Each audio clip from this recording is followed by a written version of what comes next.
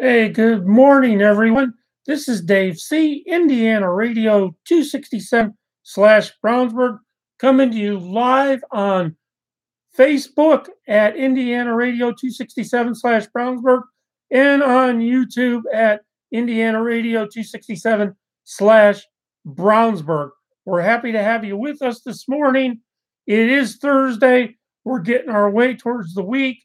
Temperatures have considerably dropped in most of our reporting area, so we're going to get to that. Don't forget that tomorrow is Friday and we have a special guest in the studio, so you'll want to be here for that. Today we got a lot of news, weather, sports, horoscopes, some things about cars, so you want to stay tuned. But our special feature today is the year 1972. We're going to talk about 1972, what went on, what happened, and if you were there. So let's go ahead and get started with our morning news. Dems fume as Trump pushes low-cost Obamacare alternative health plan. The Trump administration moved Tuesday to allow health insurers to sell lower-cost, less comprehensive medical plans as an alternative to those required under Obamacare, in a plan that drew swift protests from congressional Democrats. The proposed regulations would allow insurers to sell individual consumers short-term policies that can last up to 12 months, have fewer benefits, and come with lower premiums. The plans also would come with a disclaimer that they don't meet the Affordable Care Act's consumer protection requirements, such as guaranteed coverage. Insurers could also charge consumers more if an individual's medical history discloses health problems.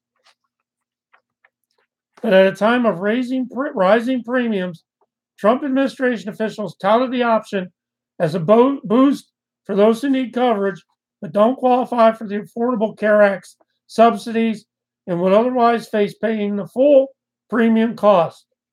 We need to be open up more affordable alternatives, Health and Human Services Director Alex Azar told reporters. It's one step in the direction of providing Americans with alternatives that are both more affordable and more suited to individual and family circumstances. Wary of any effort to undermine Obamacare, however, Democratic leaders on Capitol Hill accused the administration of trying to greenlight the sale of junk policies. Since day one, the Trump administration playbook on healthcare has been to sabotage the marketplaces, jack up costs and premiums for millions of middle-class Americans. Then, as a supposed lifeline to a self-inflicted crisis, offering junk insurance that fails to offer protections for those with pre-existing conditions or coverage of essential health care and more. Senate Minority Leader Chuck Schumer, Democrat from New York, said in a statement. House Leader Nancy Pelosi, Democrat from California, said in a statement, Americans purchasing these shoddy, misleading, short-term Trump care plans will be one diagnosis away from disaster, discovering that they have been paying for coverage that may not cover basic care, such as cancer treatment, preventative care, or maternity care. She claimed the move would in turn drive up premiums for those with pre-existing conditions. The proposal comes after congressional Republicans failed to pass legislation to repeal and replace the ACA, though it did repeal the individual requirement to buy health insurance.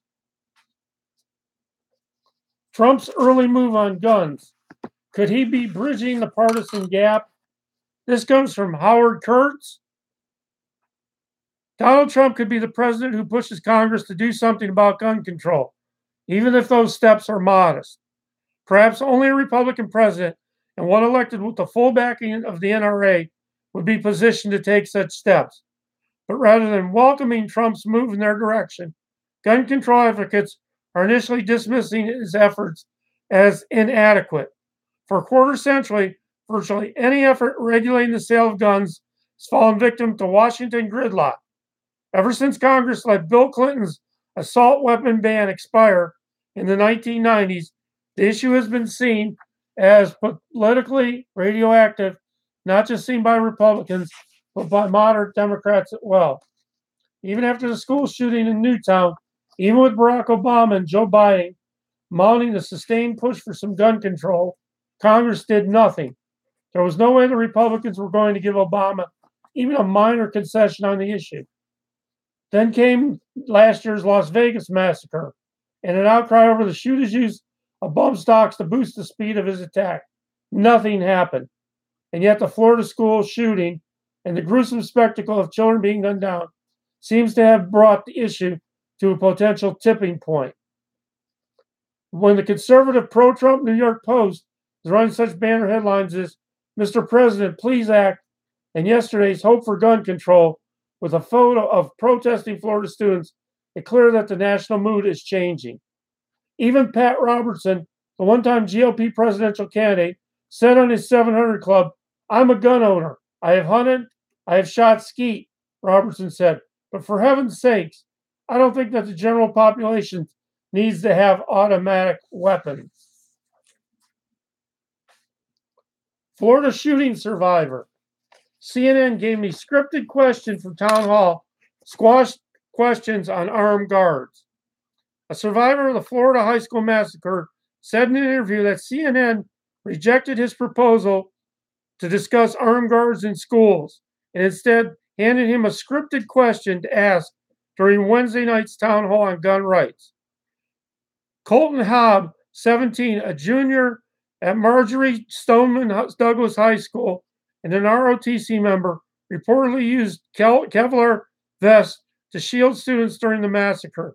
He said he decided not to attend the town hall after CNN presented him with the prepared question. CNN had originally asked me to write a speech and questions, and it ended up being all scripted. I don't think it's going to get anything accomplished.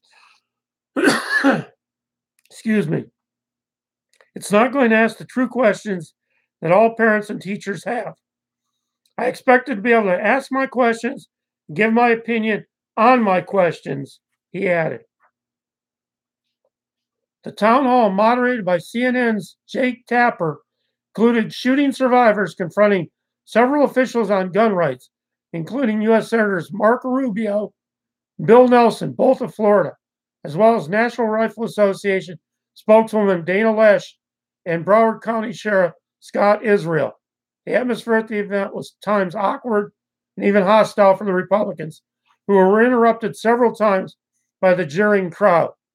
At one point, the audience jeered loudly when a student asked questions, and that's the way it went on CNN.